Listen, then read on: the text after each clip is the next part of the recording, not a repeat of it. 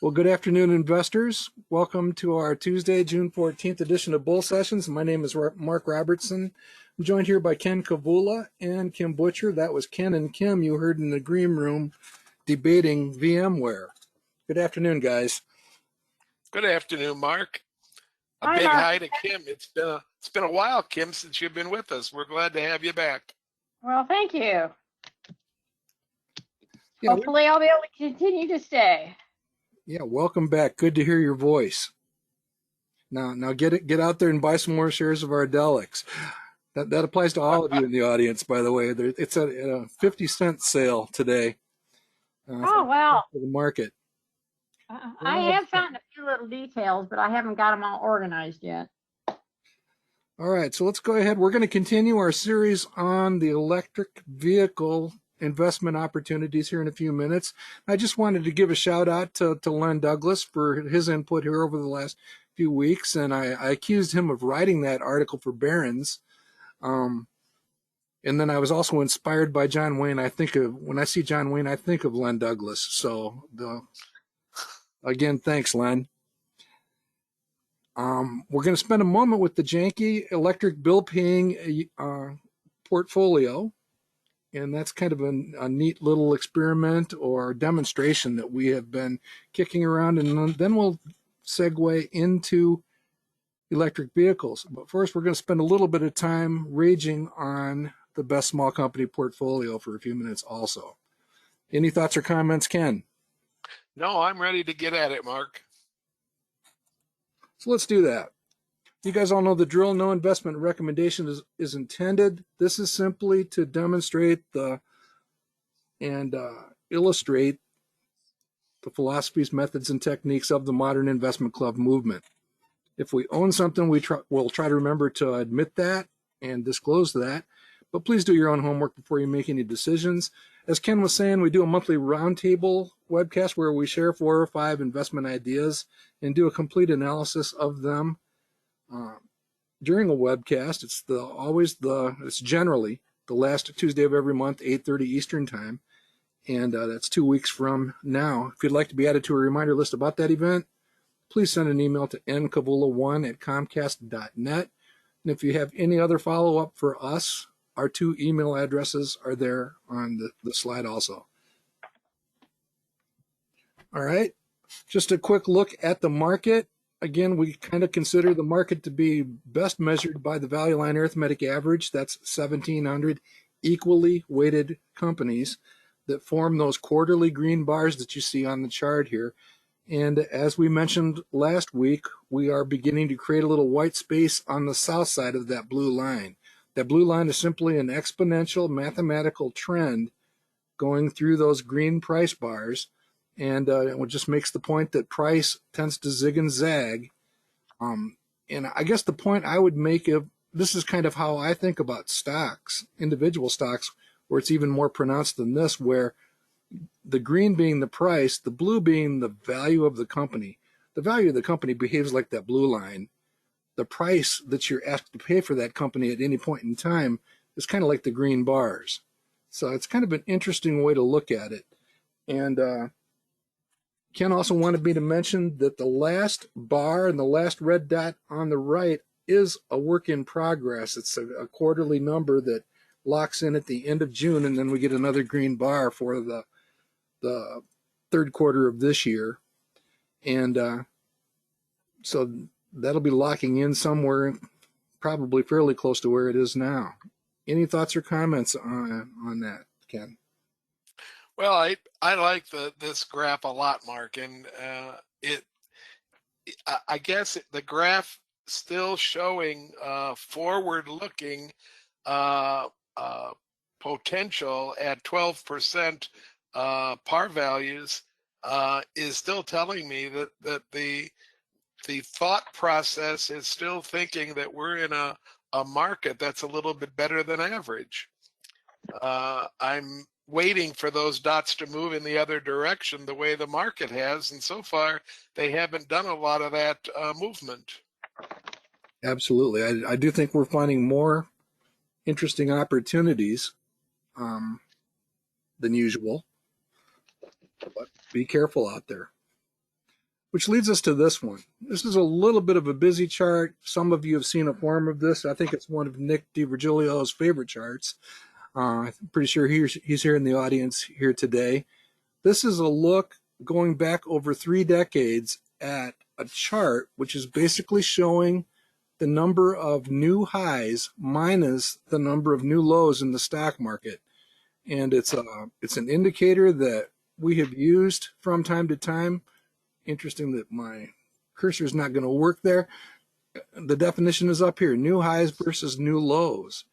And the reason that I wanted to put it up is we are kind of at a moment. I have no idea what tomorrow holds, and nobody does, not even those experts on CNBC.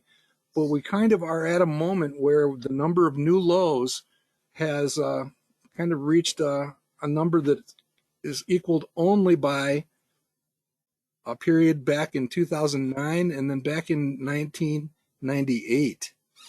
And Ken, do you remember 1998 and what we actually ran into back in I certainly do remember that time period. That was my first experience actually with stocks in a real portfolio, and I was scared the bejesus out of me, I'll tell you.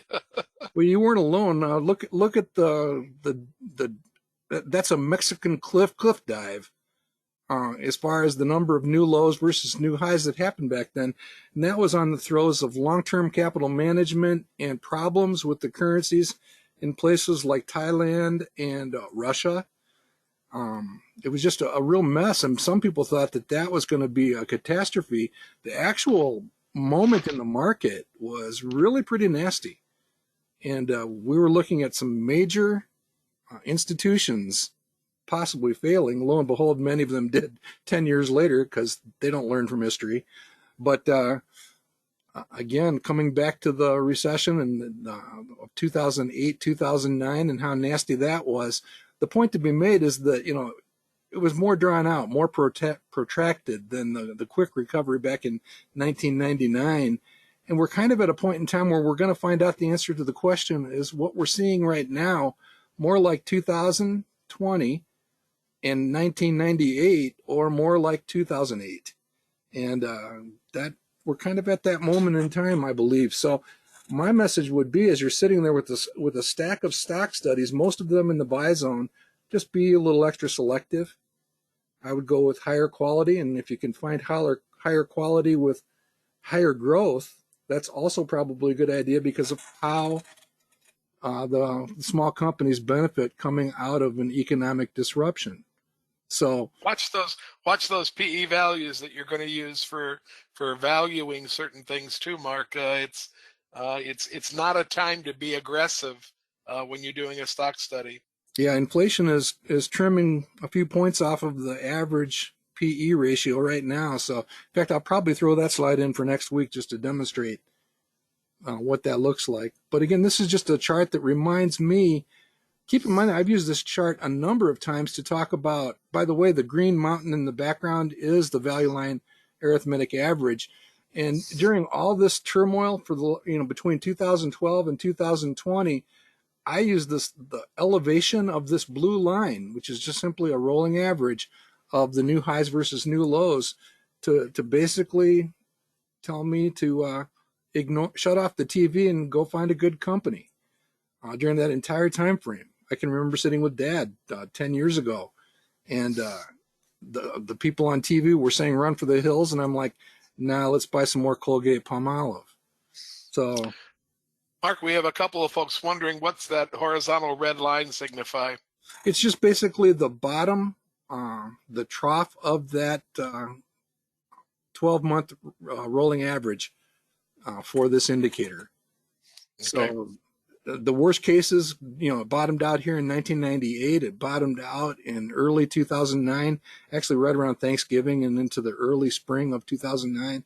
And then we're actually approaching it again right now. And we'll either bounce off of it and head back and hopefully head into recovery, and we'll actually have a stock market that looks more like this or this than this.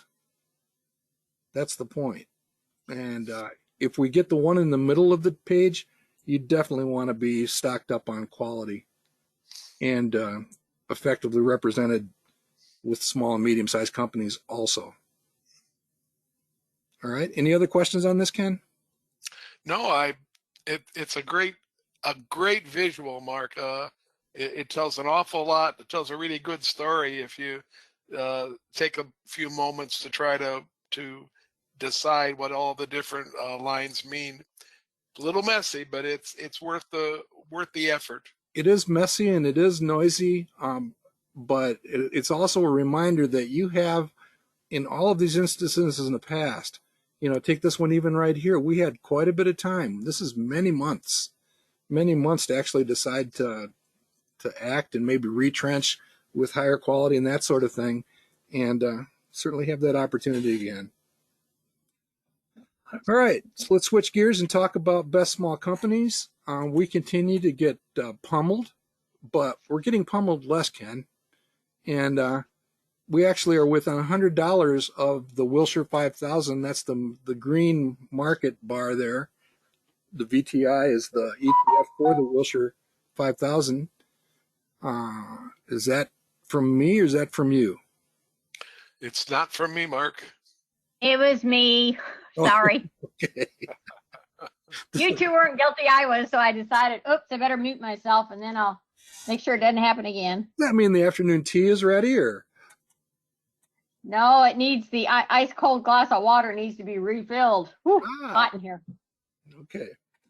All right. So again, we're running our traditional best small companies from Halloween to Halloween. The active decisions that we've made have added value versus the red bar, and we're in the middle of one right now.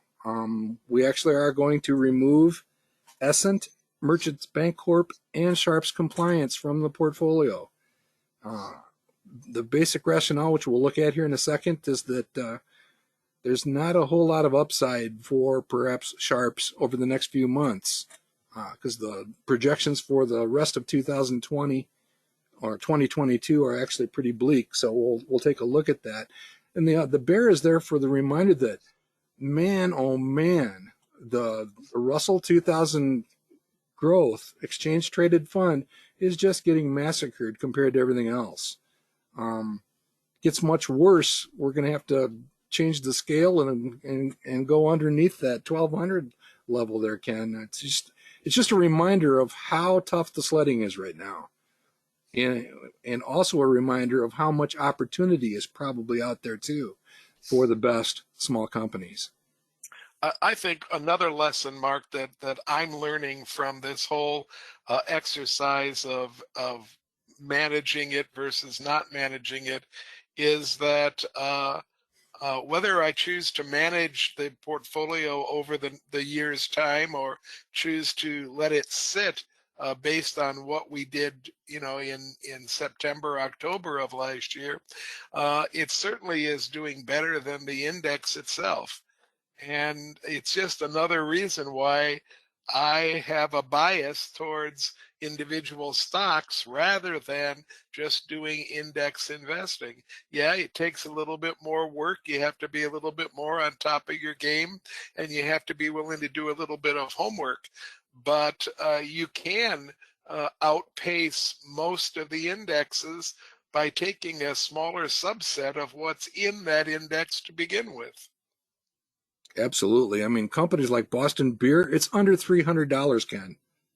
I mean, that's down from $600 not that long ago, and it's a pretty good company. And you can find some decent study opportunities on this list. How decent? Well, here's our reminder. I think that it's a great time to go shopping assertively for high quality, excellently managed smaller companies with higher growth rates. And that's just our reminder. We're going to come back to that next week. Next week, we're going to actually dive into some of the best small company funds seeking a replacement or two candidate for this portfolio. Here's the current status of the portfolio. It's actually in pretty good shape.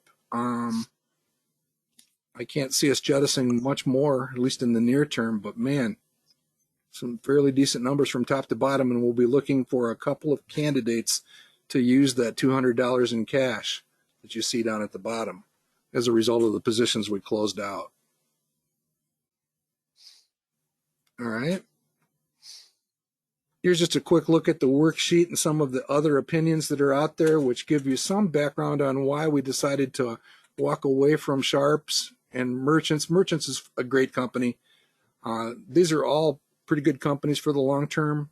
But again, we're trying to pick up a little bit of a kick between now and Halloween. We don't want to emphasize that too much because you really don't do anything dramatically different thinking about that time frame. Remember the old undervalued stock in Better Investing magazine versus the stock to study.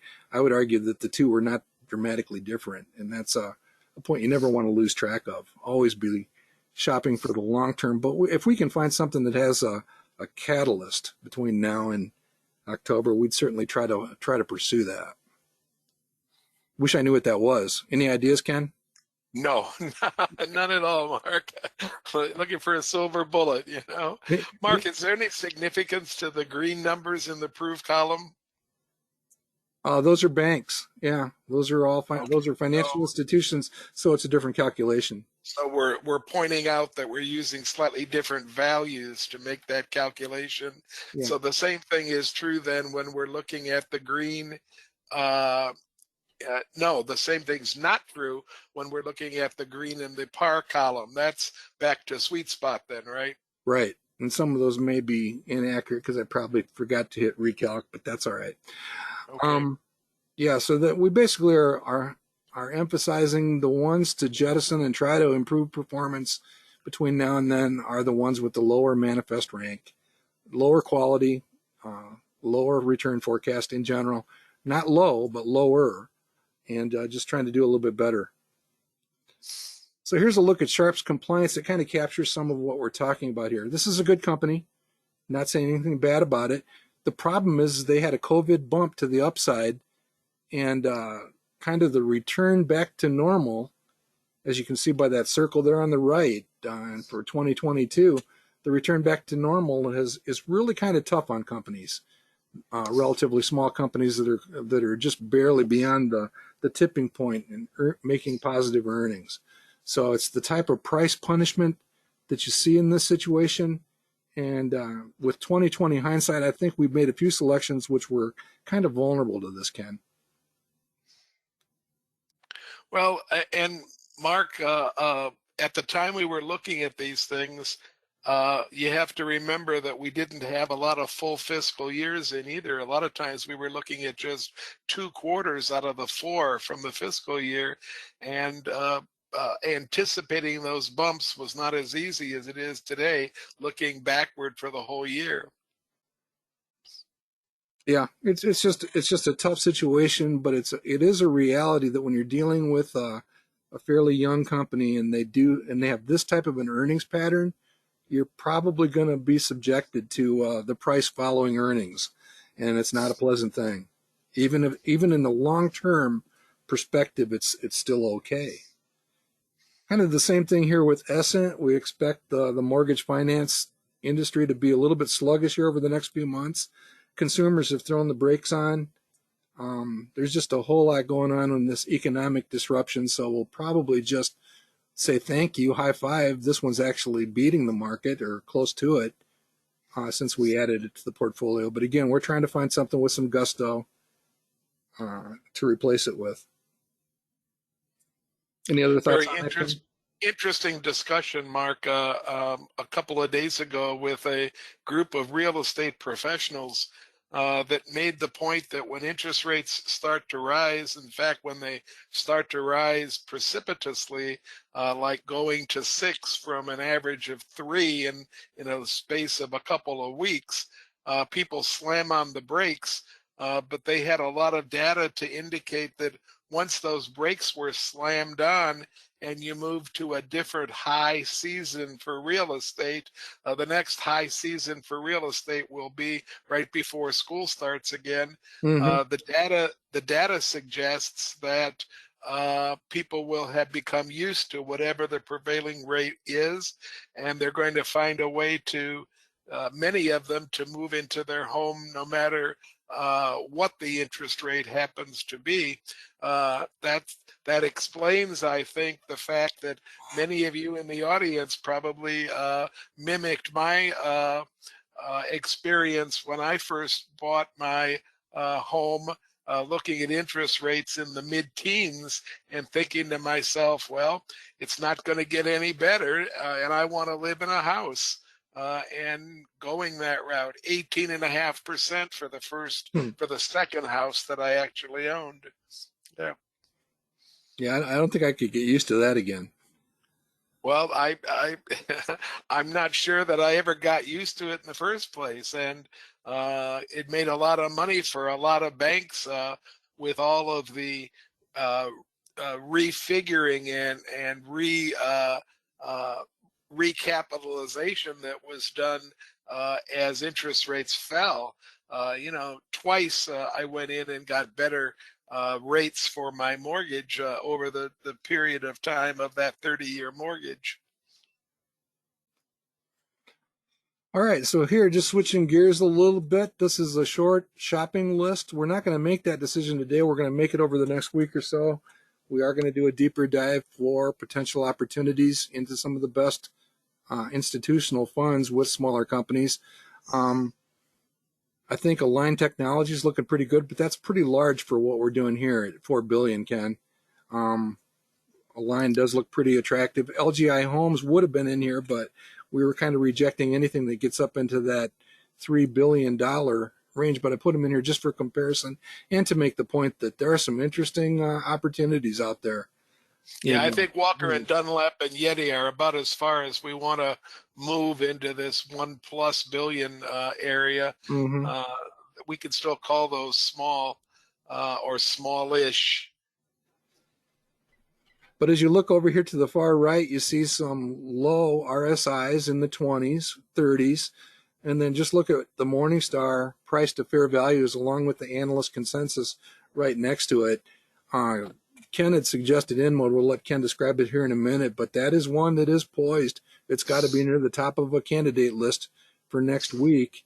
And Escalade also popped up. Escalade is behind the pickleball stuff going on in the United States right now. So that could be an interesting opportunity. And then one of Ken's banks actually made this list. Communities First Financial, fairly interesting looking set of numbers with decent return on assets as I saw it, Ken. I've told people before that I regularly go through the small company screen on the Better Investing screener, the SSG Plus screener, and Communities First just came up on that screen. It's a very small bank, capitalized at only $27 million, but boy, does it have good numbers and a beautiful set of data points to take a look at. It's housed in, or it's centered in Fresno, California, and they have reached out and are doing opening branches in other parts of Southern California. So they've defined their territory as Fresno South. They got their first big plus by moving in and helping people with these governments that were coming from the Small Business Administration during COVID times, and helping people get those loans and then helping them find ways to pay those loans back.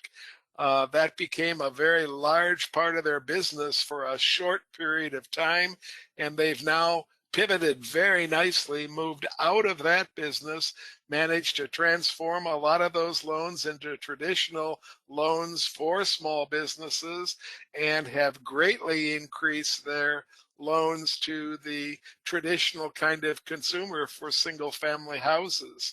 So it's the kind of bank that appears poised to really begin significant growth, and to do it with numbers, return on average assets that are at 2.1, 2.2, which are among the best in in the class. No matter what kind of banks you look at, those numbers are superior.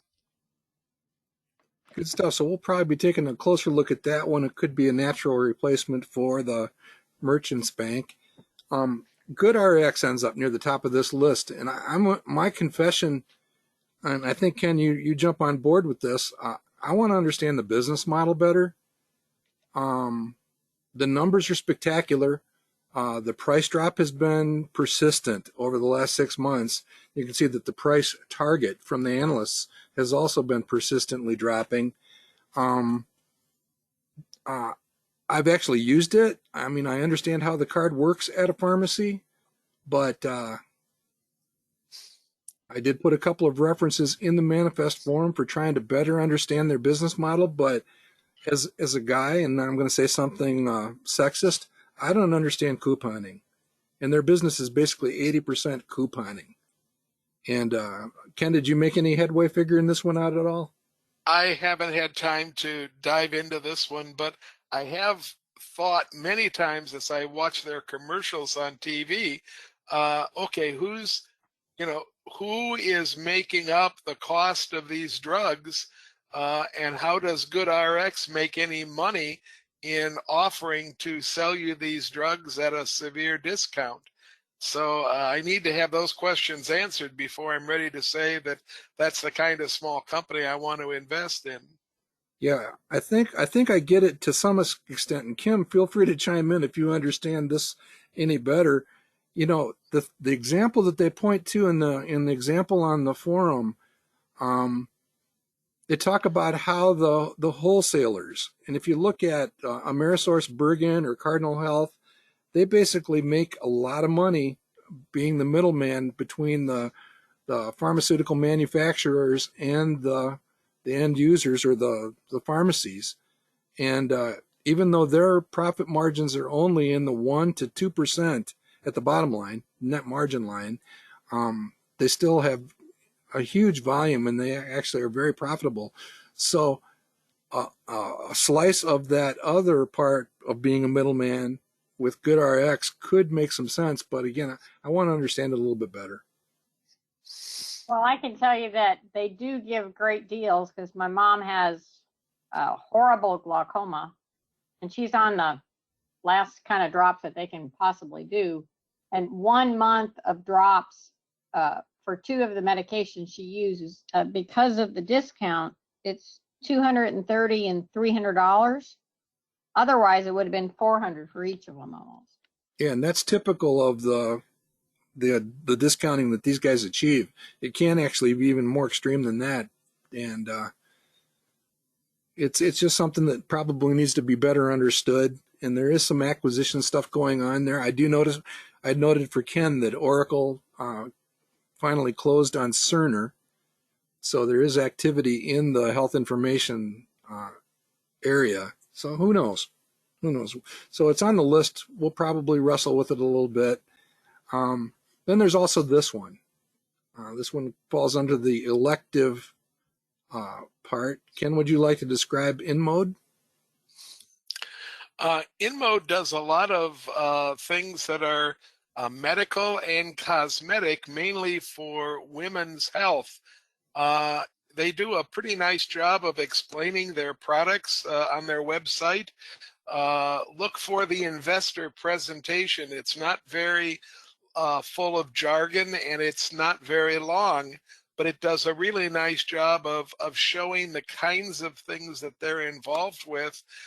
They're basically marketing beauty products and health products, again, basically to women, and it makes a lot of sense that there would be business for the kinds of products that they're dealing with. They appeal to health issues, but they also appeal in some ways, some of the products to vanity. And none of us are beyond having our vanity appealed to occasionally.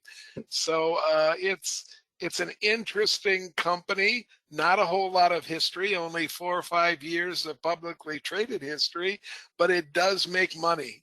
and it's not like one of these companies that you might pick up and hear all kinds of press about that has great price to sales momentum. And I said what I meant to say there, price to sales. This GoodRx has price to earnings. It has cash flow. I said GoodRx, I meant InMode. Mm-hmm. And I would suggest you if you're interested, it's a pretty nice study and gives you a pretty decent looking stock selection guide. Now, the downside is that their management has never really been through very difficult times.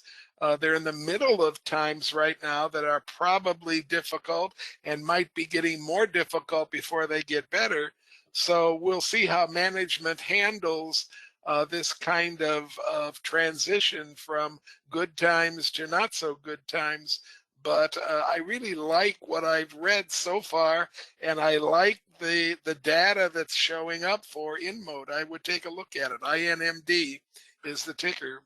Yeah, and I can remember Bob Bilke, he's on the Better Investing Stock Selection Committee for the magazine. He would start several presentations about a variety of companies with the saying, don't underestimate vanity, especially male vanity, but vanity in general. And I think that one fits here. I do think if you squint at that sales line for 2021, 2022, you can see a little bit of perhaps stimulus slash the bump that basically come with having a little bit more cash in the pocketbooks. But Ken, I'd also have to speculate about maybe the clientele of this type of company is less bothered by $5 gas. And that's actually a consideration, I think. Well, not only is it less bothered by $5 gas in my estimation, but I also think that the likely clients of this company are probably younger than the average age of the folks on our program today.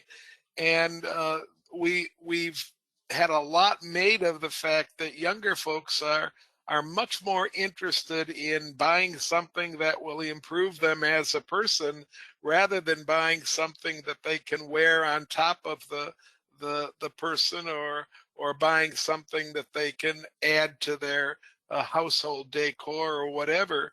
So if there is really a shift in generations as to how they look at consumerism, then InMode appears to be kind of poised at the right place to make hay with some of that that's going on.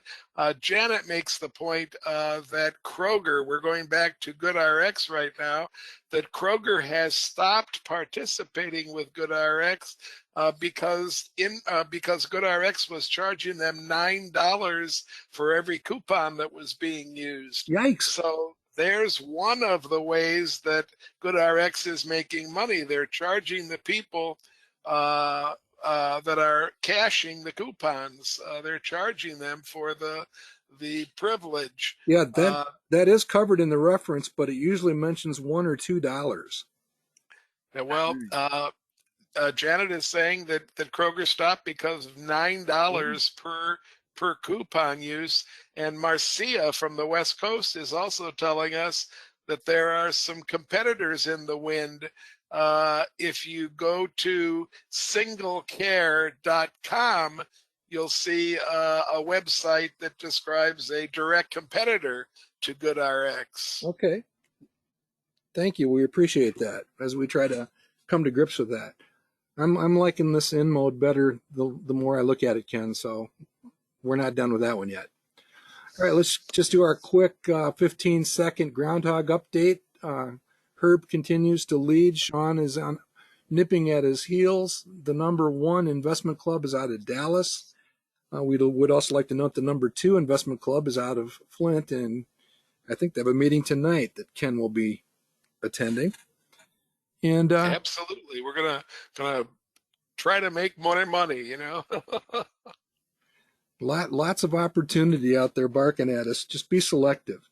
So we're getting crushed by the market. You see the numbers, and Kathy is still in last place. I'm cheering for Kathy.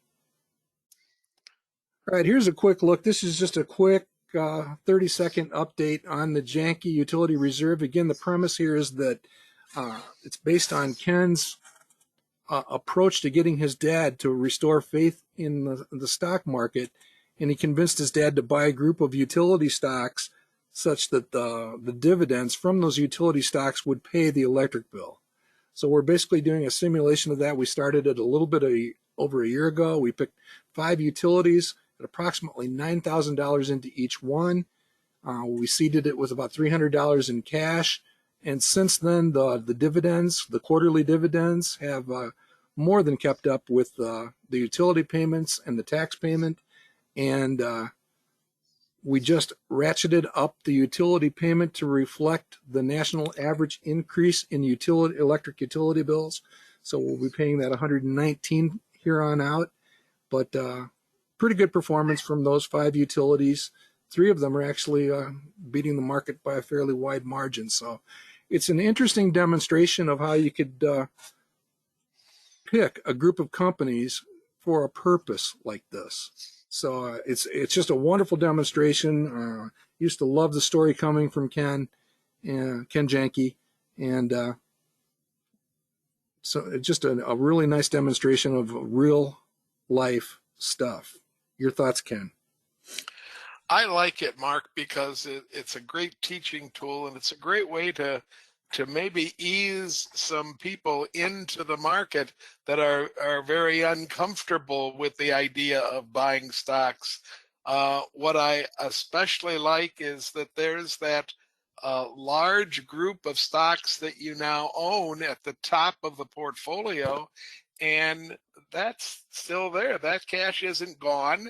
That cash is there if you would choose to end the experiment and cash them out, so that you really have been paying your electrical bills with found money, in essence.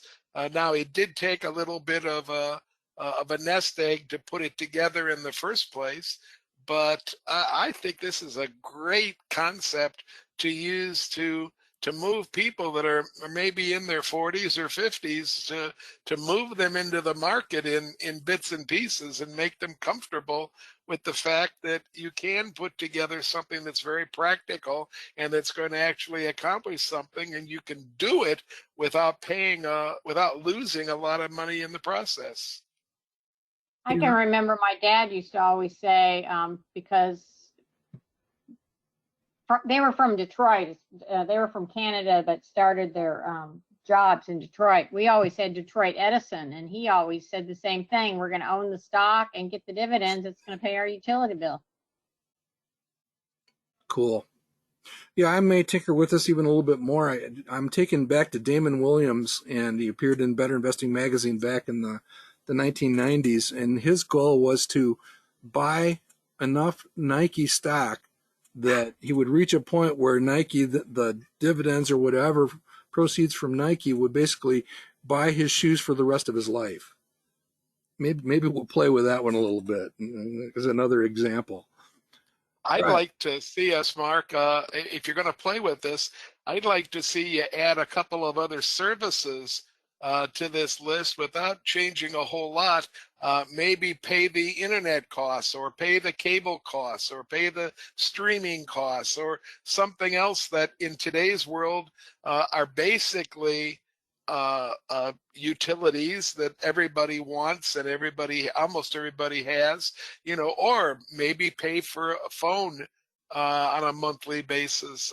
Bring that into the kind of mixture here, and add a few other stocks to help out with that. But I really like the concept, and the arithmetic just seems so nice and easy to work right now. Maybe I'll do something with Starbucks. No. Moving on. All right, electric utility or electric vehicles. Again, we've been on this for about 4 weeks. We want to talk a little bit more about the content of the vehicles, the rare earth metals, and that kind of stuff today. And here's a slide that we've used since Matt Spielman first presented it about 3 or 4 weeks ago, just reminding that there's a very broad impact, positive and negative, when it comes to switching to the electric vehicle and the automation shift also. So that's just a fairly complex list, and just something to think about and scratch one's head over. Today we're going to basically take a look at some of the top performing exchange traded funds which are trying to do this, and you'll find that they are chasing some of this. The change in materials for electric vehicles versus traditional gasoline propelled cars. And as Matt made the point, the batteries and stuff are a fairly sizable component in the electric vehicle going forward. And I actually didn't realize this. I knew that the motor was quite a bit lighter, but as a result of the batteries and everything else, an EV can actually be heavier than an equal internal combustion vehicle. I did not realize that. So let's take a quick look. Here's just a quick reminder that, yeah, lithium's involved also, and that's moved all over the place because of the role of lithium in batteries. And here's a look at the top 8 ETFs. I took this from just a published article about 10 pretty good ETFs. 2 of them were actually first trust funds that are just basically forming right now. So I stuck with these 8, and you can see that they are, with one exception, they're all fairly new, fairly limited span there, starting in 2018 and on, 2017 and on, with the one exception being that Global X Lithium and Battery, which actually has 10 years of operation. But you can see the annualized total returns on these funds, and 2 of them are beating the market to date. So we'll take a look at the inner workings of that IDRV, iShares self-driving EV and technology, and then kind of translate that out to all of the others.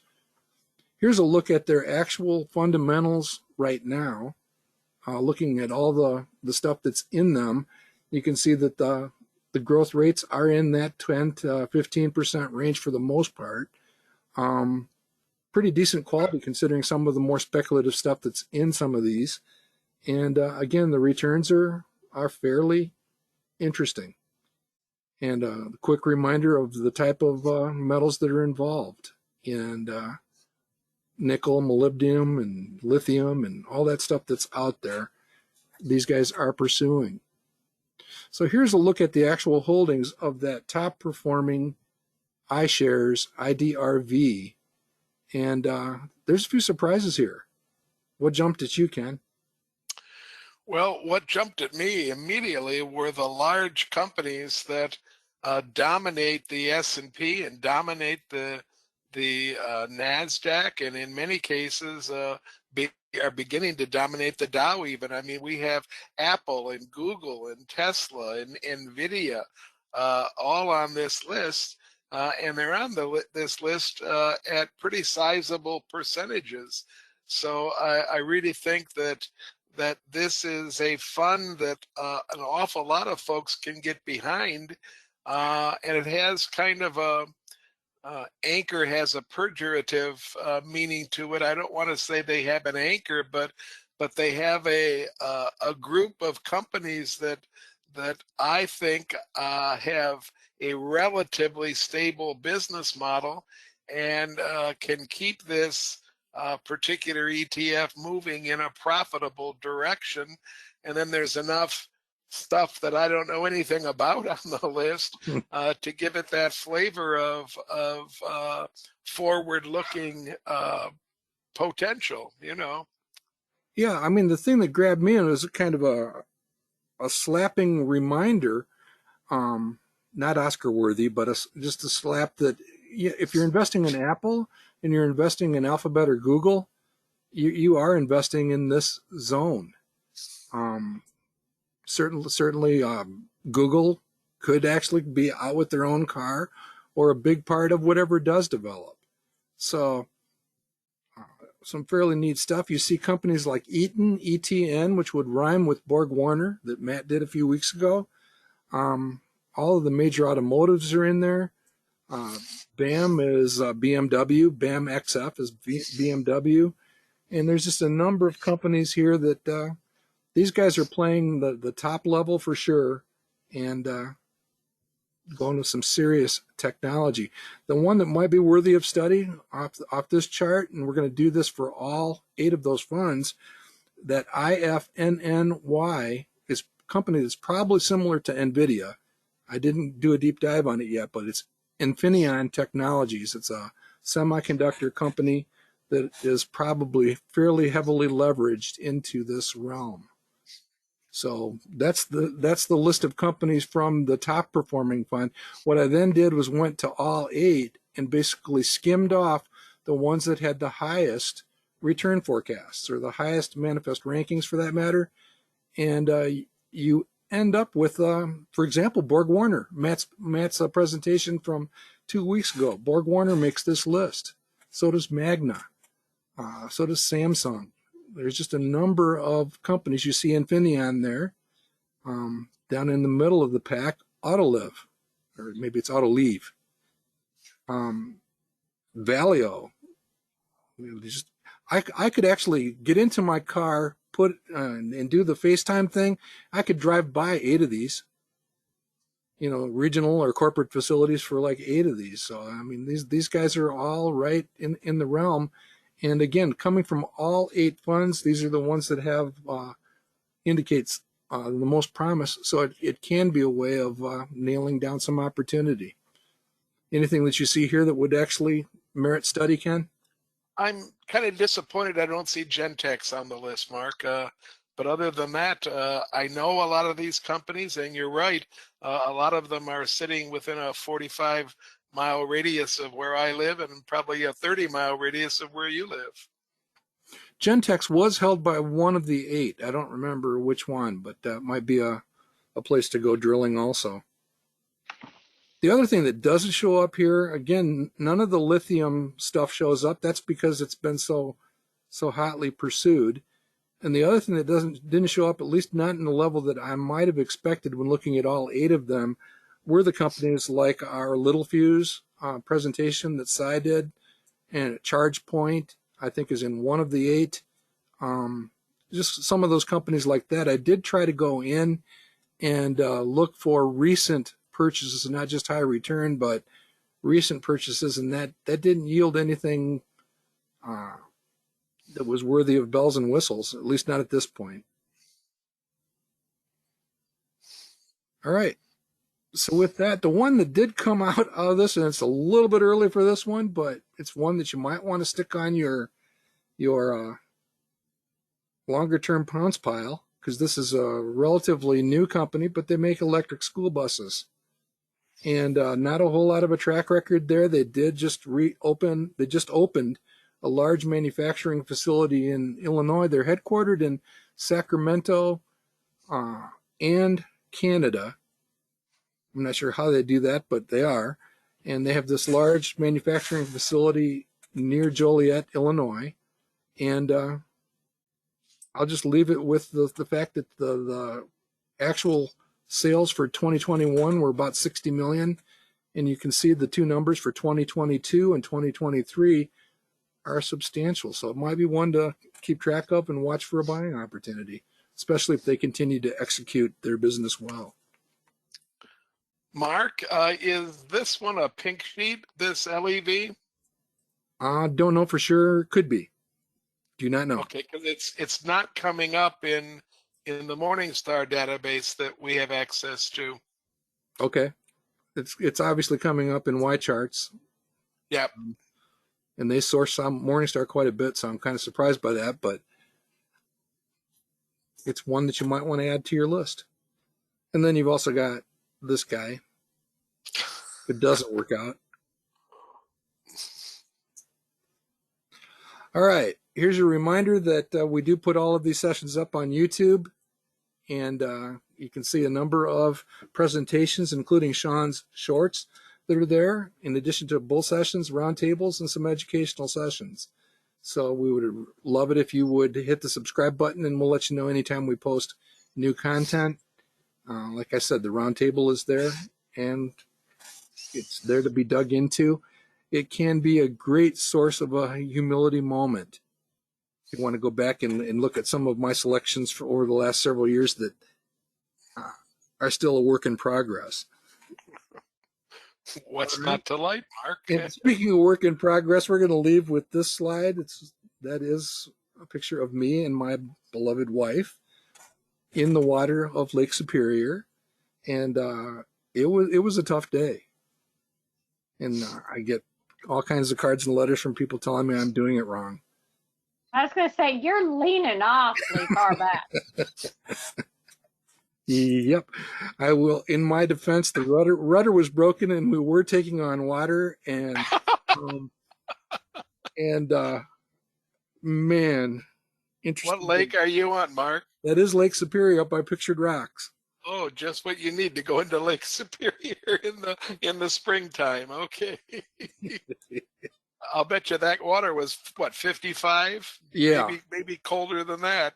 Yeah. And then, basically the whole incident rhymes with Edmund Fitzgerald. So strike that. Not good.